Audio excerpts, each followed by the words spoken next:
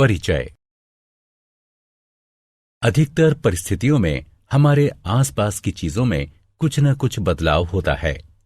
इनमें से कुछ बदलाव अस्थायी, जिनमें कुछ नए तत्व ना बने, उन्हें भौतिक बदलाव कहते हैं। कुछ अन्य बदलावों में नए तत्व बनते हैं और कुछ अपनी पहचान खो देते हैं। इस तरह के बदलावों में हम मूल वस्तु को वापस नहीं ला सकते, जिसका सीधा और सामान्य मतलब यही है। उन्हें स्थायी बदलाव के तौर पर जाना जाता है। उदाहरणार्थ, कागज के जलने पर कार्बन का बनना। जब कागज जला दिया जाता है तो कार्बन के कण राख बन जाते हैं। इनको दोबारा से कागज नहीं बनाया जा सकता। इस तरह ये स्थायी रासायनिक परिवर्तन है।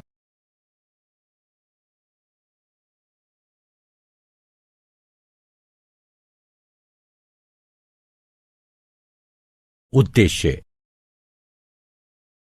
इस पाठ के अंत में आप निम्न करने में सक्षम हो जाएंगे: रासायनिक परिवर्तन को पहचानना, रासायनिक प्रतिक्रिया के समीकरण लिखना, रासायनिक परिवर्तन को वर्गीकृत करना, विभिन्न तरह के रासायनिक प्रतिक्रियाओं के उदाहरणों की सूची बनाना। रासायनिक अभिक्रियाएं। एक रासायनिक अभिक्रिया वो होती है जिसमें तत्व या तत्वों की रासायनिक प्रतिक्रिया से एक नया तत्व या कई तत्व बनते हैं। ऐसे पदार्थ जो रासायनिक प्रतिक्रिया में भाग लेते हैं उन्हें अभिक्रिया यानी रिएक्टेंट्स कहा जाता है। जो नए पदार्थ बनाते हैं उन्हें उत्पाद कहा जाता है। लोहा और सल्फर रिएक्टेंट्स हैं और आयरन सल्फाइड उत्पाद है। जब चीनी को गर्म किया जाता है तो वो जल जाती है। चीनी में पानी के अणु कार्बन छोड़ जाते हैं। रासायनिक समीकरण लिखना। रासायनिक अभिक्रिया में रिएक्टेंट्स एक या अधिक एक साथ प्रतिक्रिया करते हैं और एक नया यौगिक बनता है जिसे उत्पाद कहते हैं। उदाहरण: एल्यूमीनियम ऑक्साइड को डाइल्यूट सल्फ्यूरिक एसिड के साथ मिलाएं, जो एल्यूमीनियम सल्फेट और पानी के रूप में हो। इस अभिक्रिया को इस प्रकार से लिखा जा सकता है: aluminium oxide dilute sulphuric acid के साथ अभिक्रिया करके एल्यूमीनियम सल्फेट और पानी बनाता है।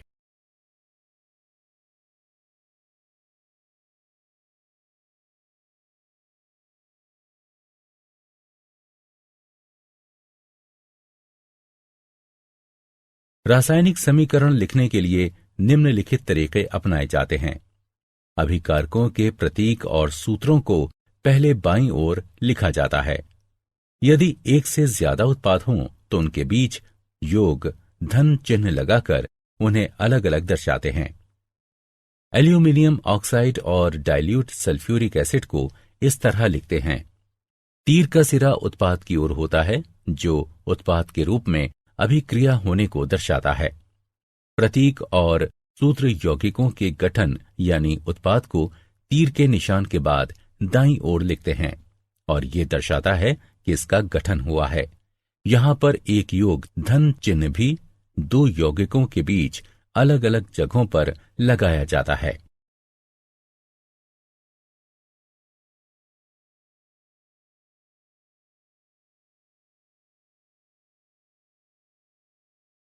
संतुलित रासायनिक समीकरण। रासायनिक समीकरण द्रव्यमान के संरक्षण के नियम पर आधारित है। इस नियम के अनुसार द्रव्यमान का निर्माण नहीं किया जा सकता है और न ही रासायनिक अभिक्रिया में नष्ट किया जा सकता है। ऐसा सिर्फ तब संभव होता है जब हर परमाणु की कुल संख्या अभिकारक के बराबर हो, साथ ही समीकरण के उत्पादन जितनी हो। जिन समीकरणों में विभिन्न तत्वों के परमाणुओं की संख्या अभिक्रिया से बनने वाले उत्पादन जितनी परमाणुओं की संख्या हो तो उसे संतुलित समीकरण के रूप में जाना जाता है।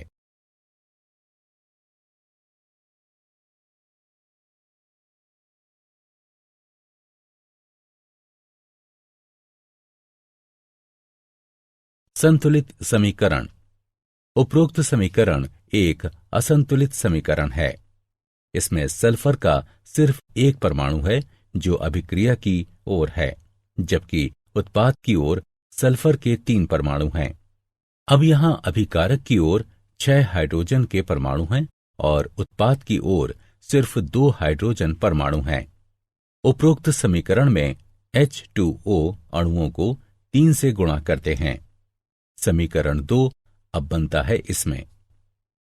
अब समीकरण में ऑक्सीजन परमाणु 15 हैं जो अभिकारक और उत्पाद की ओर हैं, इसलिए अंतिम समीकरण संतुलित है।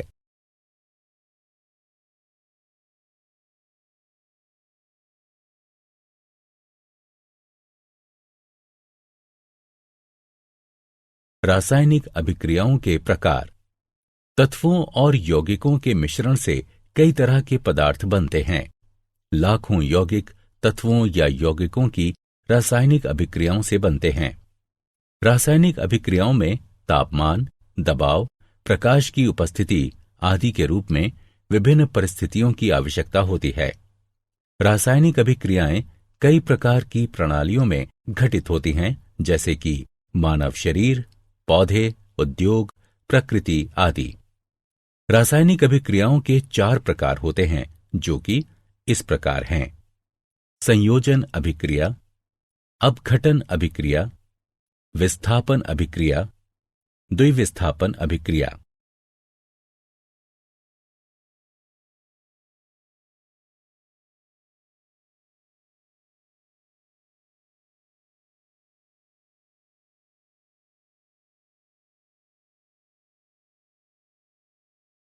संयोजन अभिक्रिया। कुछ अभिक्रियाओं में नया द्रव्य मूल तत्व में मिलाया जाता है और तत्व द्रव्य में मिल जाता है। इस तरह की अभिक्रिया को संयोजन या संश्लेषण अभिक्रिया कहते हैं। संयोजन अभिक्रियाएं वो होती हैं जिनमें एक तत्व किसी दूसरे के साथ अभिक्रिया करके एक यौगिक बनाता है। ऐसी अभिक्रियाओं को संश्लेषण अभिक्रियाएं भी कहते हैं। उदाहरणार्थ, हाइड्रोजन को ऑक्सीजन से मिलाने पर पानी बनता है। संयोजन अभिक्रियाएं। एक मैग्नीशियम रिबन लें और उस पर लौ की गर्मी दें। इसके जलने से चमकदार सफेद रोशनी निकलती है। मैग्नीशियम रिबन सफेद पाउडर में बदल जाता है। पाउडर में थोड़ा पानी मिलाएं और लाल लिटमस पर एक ड्रॉप रखें। लाल लिटमस नीला हो जाता है। ऐसा संयोजन अभिक्रिया से होता है। ऑक्सीजन हवा में मैग्नीशियम के साथ मिलकर सफेद पाउडर मैग्नीशियम ऑक्साइड MgO बनाती है। मैग्नीशियम ऑक्साइड पानी के साथ मिलकर मैग्नीशियम हाइड्रोक्साइड बनाता है। इसमें लाल लिटमस नीला हो जाता है।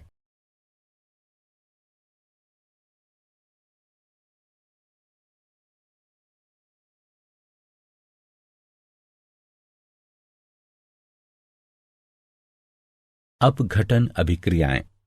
अपघटन अभिक्रियाएं वे होती हैं जिनमें एक यौगिक सरल यौगिकों में टूट जाता है। उदाहरणार्थ, गर्म करने पर कैल्शियम कार्बोनेट से कैल्शियम ऑक्साइड और कार्बन डाइऑक्साइड बनता है। पानी का अपघटन करने पर जब इसे बिजली से गुजारा जाता है तो ये हाइड्रोजन और ऑक्सीजन देता है। अपघटन अभिक्रियाएं। संगमरमर का एक टुकड़ा लें, इसे चिमटे से पकड़ें, कुछ समय के लिए इस पर आग की गर्मी दें, इसे ठंडा होने दें, इसे पानी में डाल दें, फिर इसमें लाल लिटमस डालें। इस तरह लाल लिटमस नीले रंग में बदल जाता है। कैल्शियम कार्बोनेट यानी संगमरमर अपघटित होकर कैल्शियम ऑक्साइड और कार्बन डाइऑक्साइड बन जाता है। कैल्शियम ऑक्साइड के बनने पर पानी के साथ अभिक्रिया होती है जो उपरोक्त हल देता है, जिसमें लाल लिटमस नीले रंग में बदल जाता है। एक टेस्ट ट्यूब में 0.5 ग्राम जिंक कार्बोनेट लें। टेस्ट ट्यूब को एक काग और एक डिलीवरी ट्यूब में फिट करें। लौ से उसमें ऊष्मा दें। इससे एक रंगहीन गैस बाहर निकलती है। इस गैस को नींबू पानी से गुजारते हैं तो ये दूधिया हो जाता है। जिंक कार्बोनेट को गर्म करने से यह अपघटित होकर कार्बन डाइऑक्साइड गैस और जिंक ऑक्साइड बनाता है। कार्बन डाइऑक्साइड नींबू पानी को दूधिया कर देती है। एक चाइना डिश में 1.0 ग्राम फेरस सल्फेट लेकर गर्म करें।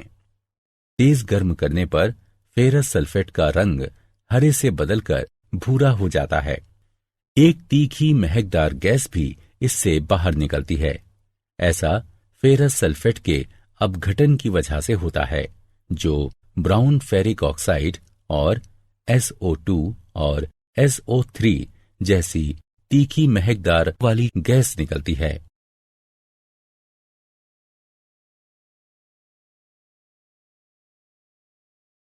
विस्थापन अभिक्रियाएं। एक विस्थापन अभिक्रिया वो अभिक्रिया होती है जिसमें एक परमाणु या परमाणुओं का एक समूह एक अणु में मौजूद एक और परमाणु द्वारा विस्थापित होता है। उदाहरणार्थ, आयरन को जब कॉपर सल्फेट के विलयन के साथ मिलाया जाता है तो इससे कॉपर धातु बनती है। टेस्ट ट्यूब के 10 मिलीलीटर पानी में 0.5 ग्राम सिल्वर नाइट्रेट मिलाते हैं। टेस्ट ट्यूब में एक साफ कॉपर का तार जोड़ते हैं। इसे कुछ देर तक छोड़ देते हैं। सिल्वर की चमकीले क्रिस्टल तांबे के तार पर दिखाई देते हैं। इससे विलयन का रंग नीला सा हो जाता है, जो कॉपर नाइट्रेट के रूप में होता है।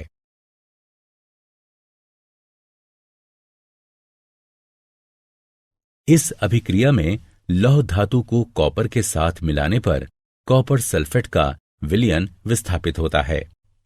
एक टेस्ट ट्यूब में कॉपर सल्फेट विलयन लेते हैं। कॉपर सल्फेट विलयन में लोहे की कील डालते हैं और इसे कुछ समय के लिए छोड़ देते हैं। कुछ समय के बाद विलयन का नीला रंग फेड्स और लाल रंग की कॉपर धातु कॉपर सल्फेट से विस्थापित हो जाती है। विस्थापन अभिक्रिया जो होती है। विस्थापन अभिक्रियाओं के कुछ अन्य उदाहरण हैं।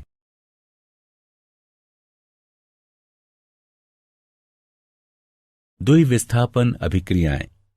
द्विविस्थापन अभिक्रियाएं वे होती हैं जिनमें दो यौगिक आयनों को बदलकर दो नए यौगिक बनाते हैं। इन अभिक्रियाओं को पार्टनर एक्सचेंज अभिक्रिया के नाम से भी जानते हैं। ये अभिक्रियाएं आयनिक यौगिकों में होती हैं। उदाहरणार्थ, कॉपर सल्फेट और हाइड्रोजन की अभिक्रिया में सल्फाइड, कॉपर सल्फाइड और सल्फ्यूरिक एसिड बनते हैं।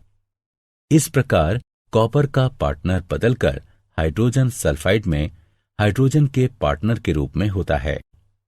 बेरियम क्लोराइड और सल्फ्यूरिक एसिड की अभिक्रिया से बेरियम सल्फेट बनता है, जो द्विविस्थापन अभिक्रिया है।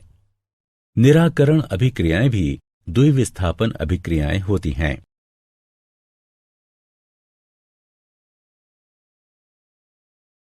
रेडॉक्स अभिक्रियाएं। रेडॉक्स अभिक्रियाएं वे होती हैं जिसमें ऑक्सीकरण और इसकी कमी से एक ही समय में होती हैं। इन अभिक्रियाओं में एक पदार्थ में कमी होती है जबकि अन्य ऑक्सीडाइज्ड होता है। क्रियाकलाप। एक चाइना डिश लें और उसमें थोड़ा सा कॉपर पाउडर लेकर उसे गर्म करें। कॉपर पाउडर का क्या होता है? कॉपर पाउडर की सतह का रंग बदलकर काला हो जाता है। ऐसा ऑक्सीजन के कॉपर के साथ मिलने से होता है, जो कॉपर ऑक्साइड के रूप में बनती है। यदि हाइड्रोजन गैस इस गर्म सामग्री CuO से गुजारते हैं तो सतह पर ब्लैक कोटिंग बदलकर भूरी हो जाती है और फिर से ऐसा होने पर कॉपर प्राप्त होता है। क्यूपरिक ऑक्साइड यानी CuO बदलकर कॉपर बन जाता है। इस प्रकार क्यूपरिक ऑक्साइड से ऑक्सीजन निकल जाती है। ऑक्सीजन के हटने के बाद से इसकी कमी हो जाती है, जिससे क्यूपरिक ऑक्साइड कॉपर के रूप में होता है। क्यूपरिक ऑक्साइड से इस ऑक्सीजन को हाइड्रोजन हटाता है, इसलिए हाइड्रोजन कम करने वाला कारक है। इस प्रकार ऑक्सीकरण और कमी एक साथ होते हैं। उदाहरणार्थ, सोडियम को जब ऑक्सीडाइज्ड किया जाता है तो ये बदलकर Na+ हो जाता है। ऑक्सीकरण को ऑक्सीजन या हाइड्रोजन या इलेक्ट्रॉनों की एक पदार्थ से नुकसान या कमी के लाभ के रूप में परिभाषित किया जाता है। कमी या हाइड्रोजन या एक पदार्थ से इलेक्ट्रॉनों का लाभ ऑक्सीजन की कमी के लाभ के रूप में परिभाषित किया जाता है। जिंक ऑक्सीडाइज्ड होकर Zn2+ हो जाता है जब जिंक की एक छड़ को कॉपर सल्फेट के विलयन में डुबोया जाता है। इस अभिक्रिया में जिंक 2 इलेक्ट्रॉन खो देता है और Zn2+ हो जाता है। इस प्रकार जिंक ऑक्सीडाइज्ड हो जाता है। दूसरी ओर Cu2+ में 2 इलेक्ट्रॉनों की कमी हो जाती है जिसे ये ग्रहण करता है और वो Cu हो जाता है।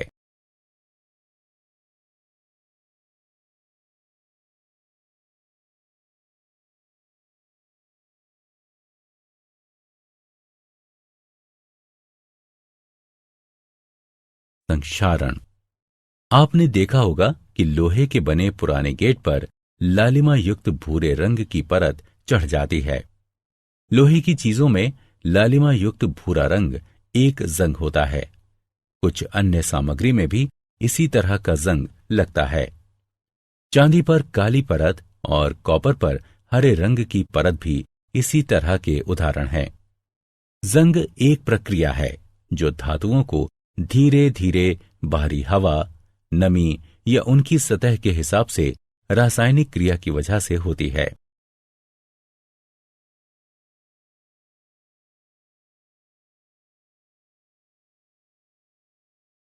विकृत गंधिता। अगर एक धातु में अभिक्रियाशील होती है, इसकी सतह पर धीरे धीरे ऑक्सीजन और पानी यानी नमी की मार पड़ सकती है। धातु हवा में मौजूद ऑक्सीजन और पानी के वाष्प के साथ अभिक्रिया करके यौगिक बनाता है। इन यौगिकों के बनने से धातु की सतह पर असर होता है। इससे धातु की सतह कमजोर हो जाती है। धातु की सतह पर यौगिकों के बनने से धीरे धीरे उसकी सतह और कमजोर हो जाती है और फिर हवा और पानी की वजह से इसे नुकसान होता है। यह प्रक्रिया आगे भी चलती रहती है। इस तरह हवा और पानी धीरे धीरे पूरी धातु को ही नष्ट कर देते हैं। जब हम खाद्य सामग्री, वसा या तेल को लंबे समय तक रखते हैं तो ये वकृत गंधी हो जाते हैं और एक समय के बाद इसके दुर्गंध और स्वाद बदल जाते हैं। ऐसा खाद्य सामग्री के बासी हो जाने की वजह से होता है।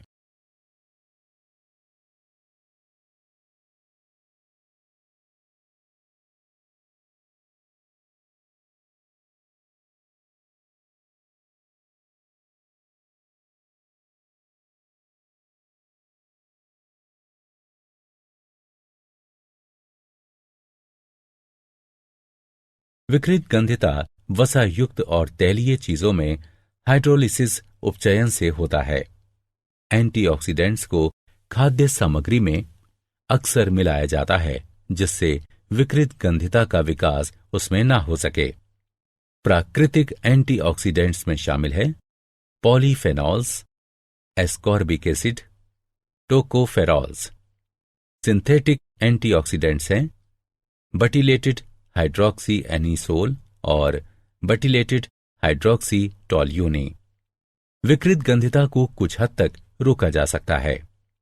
खाद्य सामग्री को रेफ्रिजरेटर में रखकर, खाद्य सामग्री को सूर्य की रोशनी से बचाकर और एयरटाइट कंटेनर में, खाद्य सामग्री के पैकिंग में नाइट्रोजन भरकर।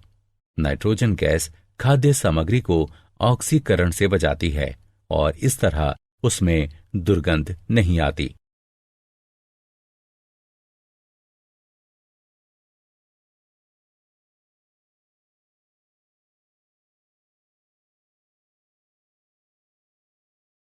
क्या आप जानते हैं स्लैग्ड चूने का उत्पादन CaOS जमा H2O L gives CaOH2 AQ की अभिक्रिया से होता है, जिसका प्रयोग दीवारों की पुताई में किया जाता है। कैल्शियम हाइड्रोक्साइड धीरे धीरे हवा से अभिक्रिया करके कैल्शियम कार्बोनेट की दीवार पर एक पतली परत बना देता है। कैल्शियम कार्बोनेट इसके बनने के 2-3 दिन बाद दीवार की सफेदी में बेहतर चमक ला देता है। दिलचस्प यह है कि संगमरमर का रासायनिक सूत्र भी CaCO3 है।